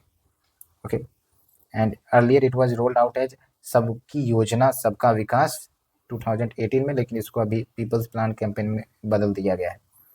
इम्प्लीमेंटेशन का जो प्रक्रिया है, all tears of the Panchayati Raj and active involvement रहेगा इलेक्टेड रिप्रेजेंटेटिव का, गवर्नमेंट फ्रंटलाइन वर्कर्स का, ठीक है। ऑल 3 टीयर मतलब क्या हो गया, ब्लॉक लेवल, विलेज लेवल और जिला लेवल, पंचायत, ठीक है। So now we are moving to the next article, auditing of the local bodies. उसके बाद कौन सा बचा भाई, कैंटोनमेंट बोर्ड बचा है ना।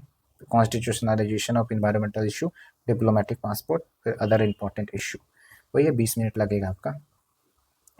तो चलिए सबसे पहले हम आपसे पूछते हैं कि भाई ऑडिटिंग क्या होता है। आपने सीएजी का नाम सुना होगा, हो सकता है आपके घर में कोई चार्टर्ड अकाउंटेंट होंगे या कॉमर्स बैकग्राउंड के होंगे, तो आप उनसे भी पूछिएगा कि ऑडिटिंग क्या होता है। तो अगर हम आपको बताएं तो ऑडिटिंग का मतलब ये हुआ कि जो फाइनेंशियल स्टेटमेंट्स है ना गवर्नमेंट के, ठीक है, कि भाई कितना खर्चा हुआ, कितना इनकम हुआ, उन सब को मॉनिटर किया जाता है, देख रेख किया जाता है, वेरीफाई किया जाता है, ऑथेंटिकेट किया जाता है अंडर दिस ऑडिटिंग प्रोसेस, ठीक है। वैसे कंटेक्स्ट की अगर हम बात करें तो international centre for audit of local governance, iKall, ये इनॉग्रेट किया गया है राजकोट गुजरात में, and it is the first international centre for audit of global governance. And ये ग्लोबल स्टैंडर्ड सेट करेगा सो दैट जो लोकल गवर्नेंस बॉडी की ऑडिटिंग होती है उसमें एक गुड स्टैंडर्ड्स आए। नहीं तो क्या हो जाएगा भाई, कोई यूनिफॉर्म स्टैंडर्ड नहीं रहेगा, सब अपने मनमर्जी से फिर ऑडिटिंग फॉर्म तैयार करके फिर भेजना शुरू करेंगे, ऐसा तो नहीं सही है ना। तो अगर हम बात करें आईकॉल की, तो कोलैबोरेटिव प्लेटफॉर्म है for policy makers and auditors, and it serves as a centre of excellence for the capacity building of the auditors. Okay, and इससे होगा क्या, तो फाइनेंशियल परफॉर्मेंस असेसमेंट और अच्छे से हो सकेगी लोकल गवर्नमेंट की, और उससे क्या होगा, बेटर सर्विस डिलीवरी होगी, क्योंकि ट्रांसपेरेंसी आएगी, अकाउंटेबिलिटी आएगी, पता चलेगा कि भाई कहाँ पर बेईमानी करते हैं सब, ठीक है। And it also acts as a think tank for addressing the government issue. And अगर हम बात करें local self government and auditing की, तो ऑडिटिंग की बात तो जो फंक्शंस दे रखी है लोकल सेल्फ गवर्नमेंट को 243G के अंतर्गत, तो उसमें बात कही गई है, हम आगे देखेंगे। वैसे आपको पता होना चाहिए कि 73 एंड 74 CAA के माध्यम से कॉन्स्टिट्यूशनलाइजेशन हुआ था लोकल सेल्फ गवर्नमेंट का।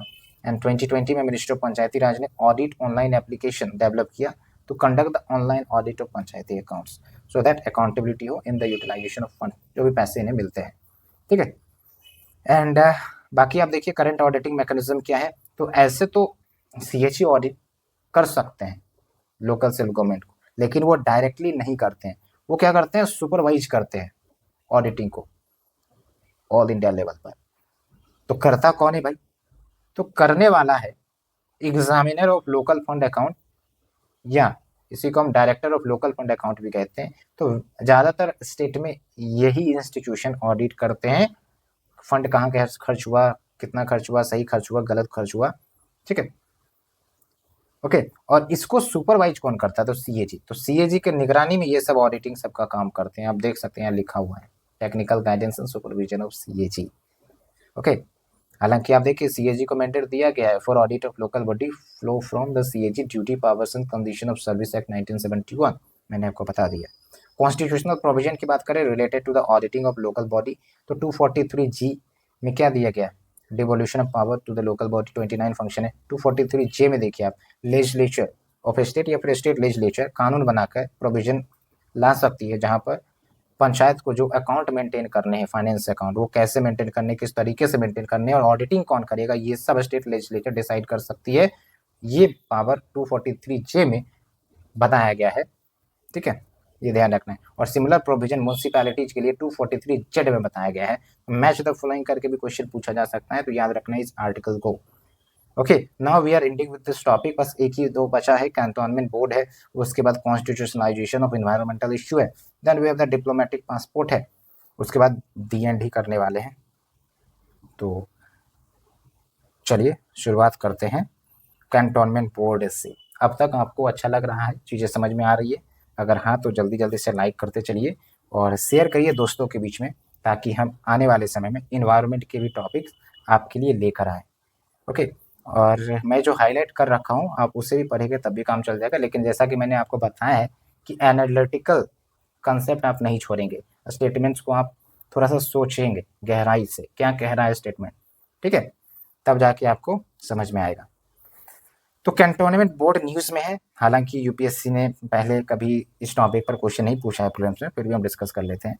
तो कैंटोनमेंट्स होते हैं क्या है? डेडिकेटेड एरिया होते हैं जहाँ पर मिलिट्री ट्रूप्स रहते हैं या फिर उनके फैमिलीज रहती हैं।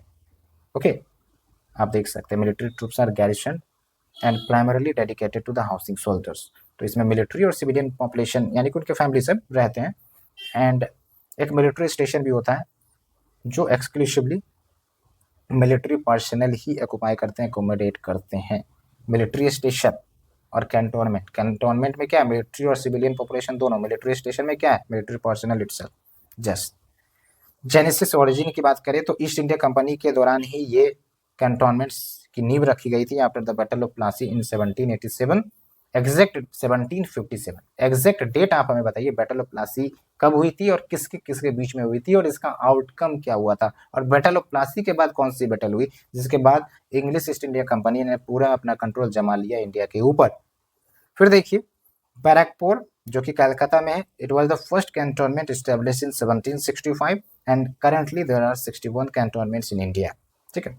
एडमिनिस्ट्रेशन की बात करें तो लोकल गवर्नमेंट ऑफ कैंटोनमेंट्स ये कौन करता है? क्या लोकल सेल्फ गवर्नमेंट करती है? नहीं, यूनियन गवर्नमेंट करती है, ये ध्यान रखना है। जो भी कैंटोनमेंट से रिलेटेड मैटर्स है, एडमिनिस्ट्रेशन है, वो यूनियन गवर्नमेंट करती है, याद रखना है, स्टेट भी नहीं। And they are administered under the cantonment act 2006 in accordance with the 74th Constitutional Amendment Act, and they are administered by cantonment boards which perform the civic duty like जो भी public health से जुड़ा मुद्दा, water supply, primary education, ये सब provide करने का काम कैंटोनमेंट बोर्ड करता है, ठीक है। And it comes under the administrative control of ministry of defence, not home affairs, याद रखना क्योंकि डिफेंस से रिलेटेड मैटर है ना। बाकी अगर हम बात करें कैंटोनमेंट का स्टेशन कमांडर है ना, जो भी स्टेशन कमांडर होगा उस कैंटोनमेंट का, वो कैंटोनमेंट बोर्ड के एक्स ऑफिशियो प्रेसिडेंट होते हैं। याद रखना है आपको अच्छे से, कैंटोनमेंट बोर्ड के एक्स ऑफिशियो प्रेसिडेंट कौन? तो कैंटोनमेंट के जो स्टेशन कमांडर होंगे, स्टेशन मास्टर होंगे, स्टेशन मास्टर बोलना गलत होगा, स्टेशन कमांडर होता है। बाकी कैटेगरीज दे रखी है तो कैटेगरीज में घुसने की जरूरत नहीं है। Now we are coming to the constitutionalization of environmental issue. इसमें 2-3 पॉइंट ही याद रखना है, वो ये है कि सुप्रीम कोर्ट ने अभी हाल के ही जजमेंट में, और इसके बारे में आपने सुना भी होगा, they have stated that right to free from the adverse effect of climate change so it be recognised by article 14, article 21 of the constitution. Article 14 right to equality की बात करता है, आर्टिकल 21 राइट टू लाइफ की बात करता है। और ये जजमेंट जो दिया गया कौन से केस में? तो MK. Ranjit Singh and others versus union of India case में बताया गया है। बाकी ये फंडामेंटल राइट्स के आर्टिकल आपको पता है, काहे भाई बार बार रिपीट करवाते हैं आप, ठीक है। फिर देखिए जुडिशियल प्रोनाउंसमेंट जो पहले भी हो चुके हैं। अब यहाँ पर कंटेक्स्ट आपको समझना पड़ेगा कि है जो इन्वायरमेंटल इशू, ठीक है, adverse effect of climate change, लेकिन इसको कॉन्स्टिट्यूशनलाइजेशन किया जा रहा है, इसको हमने कॉन्स्टिट्यूशन से जोड़ दिया है। कैसे? इसको फंडामेंटल राइट्स के अंतर्गत ट्रीट किया जाए, बोला गया है ना सुप्रीम कोर्ट की तरफ से। उसी आधार पर आप देखिए MC Mehta versus union of India case 1987, इसमें क्या बोला? Right to live in pollution free environment, ये आर्टिकल 21 के अंतर्गत आता है। तो ये जो पॉल्यूशन फ्री सब की बात है वो एनवायरनमेंट की हो गई, लेकिन इसको हमने फंडामेंटल राइट से जोड़ दिया आर्टिकल 21, तो हो गया ना कॉन्स्टिट्यूशनलाइजेशन, ठीक है। उसके बाद देखिए पॉल्यूशन पेज प्रिंसिपल, ये क्या है भाई, आप हमें बताएं। Now we are moving to the next topic, diplomatic passport, ठीक है। तो आपको एक खबर या न्यूज पता होगा कि कर्नाटका के एक एमपी थे, हैं भी, और इन्होंने बेसिकली इन पर रेप का आरोप लगा था और ये तुरंत विदेश भाग गए थे डिप्लोमेटिक पासपोर्ट का यूज करके, ठीक है, जर्मनी भाग गए थे ताकि ये बच सके आरोप से, ठीक है। यहाँ पर आप देखिए, याद होगा आपको, काफ़ी ज़्यादा वायरल हुआ था ये न्यूज। तो यहाँ पर सवाल उठ जाता है फिर डिप्लोमेटिक पासपोर्ट क्या होते हैं। एक तो होता है नॉर्मल पासपोर्ट जो आपकी सिटीजनशिप को वैलिडेट करता है, और दूसरे देश में जाना है तो आपको वीज़ा की दरकार होती है, ठीक है। कुछ कुछ देश वीज़ा फ्री एंट्री भी करवाते हैं, लेकिन बहुत सारे देश जो है वीज़ा की रिक्वायरमेंट होती है अलॉन्ग विद पासपोर्ट, अदरवाइज आपको इलीगल इमिग्रेंट्स माना जाएगा, ठीक है। लेकिन मान के चलिए कि भाई जब ये इन पर आरोप लगा तो तुरंत में वीज़ा तो इशू नहीं हो जाएगा, तो इन्होंने डिप्लोमेटिक पासपोर्ट का इस्तेमाल करके ये दूसरे देश भाग गए। तो ये डिप्लोमेटिक पासपोर्ट क्या होता है भाई? तो गवर्नमेंट ऑफिशियल को ये इशू किया जाता है, ठीक है। कौन इशू करेगा? गवर्नमेंट ऑफ इंडिया इशू करेगी। किसे इशू करेगी? जिसको उन्होंने डेजिग्नेट किया होगा, ठीक है। Either they have the diplomatic status, और गवर्नमेंट ऑफिशियल जो विदेश गए हैं डिप्लोमेटिक कार्यों से।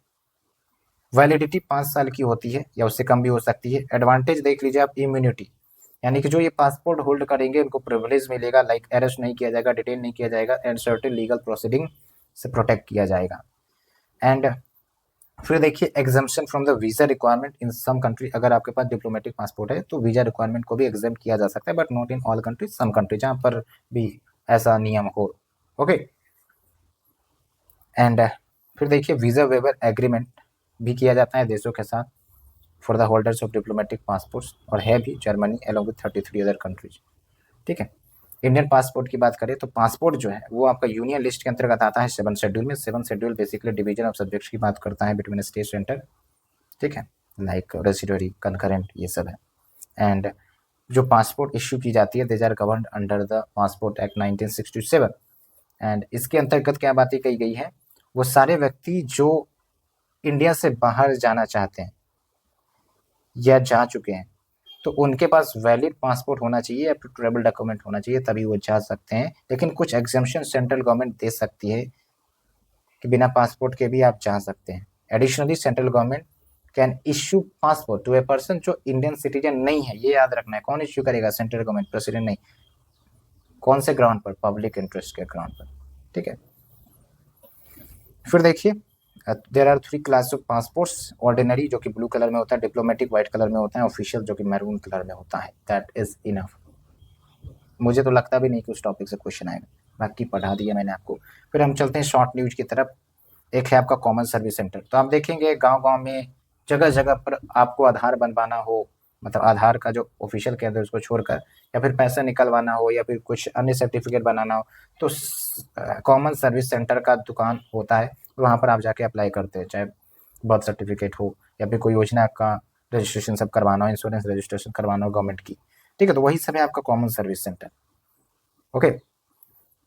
And there is common service centre special purpose vehicle जो ओवरसी करता है कॉमन सर्विस सेंटर के स्कीम को। And now it has completed 15 years of its establishment. And ये आपका मिनिस्ट्री ऑफ इलेक्ट्रॉनिक्स के अंतर्गत सेटअप किया गया है अंडर द कंपनीज एक्ट 1956। और मैंने आपको बता दिया centralised collaborative framework for the delivery of services to the citizens through this. And common service centre already मैंने आपको बताया, it is one of the 3 pillar of national e governance plan. तो e governance को promote करने का बहुत ही अच्छा तरीका है common service centre, okay. And pan India network है, रीजनल ज्योग्राफिक लिंग्विस्टिक बैरियर सबको छोड़ छाड़ के यहाँ से सर्विस उठाया जा सकता है। Government to citizen services like Aadhaar services, ITR filing, income tax return filing, business to citizen services like Bharat bill pay system है, मोबाइल एंड DTH रिचार्ज भी करवाया जा सकता है, फाइनेंशियल सर्विसेज भी है भाई, बहुत सारे सर्विसेज है, कितना जानेंगे आप। ठीक है, फिर कॉमन सर्विसेज है, 2.0 स्कीम भी है, बट उतना इंपॉर्टेंट नहीं है, इसलिए हम इसे डिस्कस नहीं कर रहे हैं। Now we are moving to the next one, world press freedom index 2024। इसके बारे में दो इन्फॉर्मेशन जाननी है आपको। इंडिया का रैंक 159 है among the 180 कंट्रीज, एंड कौन रिलीज करता है, तो it is release by Paris based reporter without borders, one of the leading NGO in defence and promotion of freedom of information. And 3 मई को हम वर्ल्ड प्रेस फ्रीडम डे के रूप में भी मनाते हैं। एंड थीम देख लीजिए, प्रेस फॉर द प्लैनेट, नहीं याद रखना है, बस ये याद रखिए कौन रिलीज करता है, रैंक क्या है इंडिया का, just on. Now we have moved to the last section of our topic, co district initiative. तो भाई असम ने को डिस्ट्रिक्ट इनिशिएटिव लॉन्च किया है सो दैट डिस्ट्रिक्ट एडमिनिस्ट्रेशन का डिसेंट्रलाइजेशन हो सके। क्या है को डिस्ट्रिक्ट, एक तो डिस्ट्रिक्ट है ना, डिस्ट्रिक्ट बहुत बड़ा होता है, कहीं कहीं छोटा भी होता है, लेकिन वैसे तो बहुत बड़ा होता है। तो भाई इसको एडमिनिस्ट्रेट करने के लिए हम सब डिवीजन कर दें, तो सब डिवीजन कर दे, तो को डिस्ट्रिक्ट 1, को डिस्ट्रिक्ट 2, को डिस्ट्रिक्ट 3 ऐसे करके, ठीक है। तो it will be classified as smaller administrative units, and इन सब को हेड किया जा सकता है असिस्टेंट डिस्ट्रिक्ट कमिश्नर के द्वारा, having the power and responsibility similar to those of district commissioner. Significance क्या होगा, एडमिनिस्ट्रेशन डिसेंट्रलाइज होगा, गवर्नेंस अच्छी होगी, मॉनिटरिंग अच्छी होगी, सिटीजन सेंट्रिक सर्विसेज अच्छे डिलीवर होंगे, टाइमली डिलीवर होंगे, ठीक है, यही सब कुछ सिग्निफिकेंस है। तो ये पूरा हमने 5 पार्ट में आपका पॉलिटी कवर किया है विजन IAS 365 का। उम्मीद करते हैं एक एक पॉइंट आपको अच्छे से समझ में आ गई होगी। किसी भी प्रकार की समस्या है, डाउट है, तो आप हमें कमेंट सेक्शन में पूछ सकते हैं, and we will be ready to reply. बस आप हमें बताइए कि आपको कैसा लगा, do you enjoy the initiative, and if yes then very good, मैं फिर आगे आपके लिए इन्वायरमेंट का भी लाने वाला हूँ। So thank you very much for your cooperation, इतना दूर आए हैं तो that's a huge credibility to you, thank you.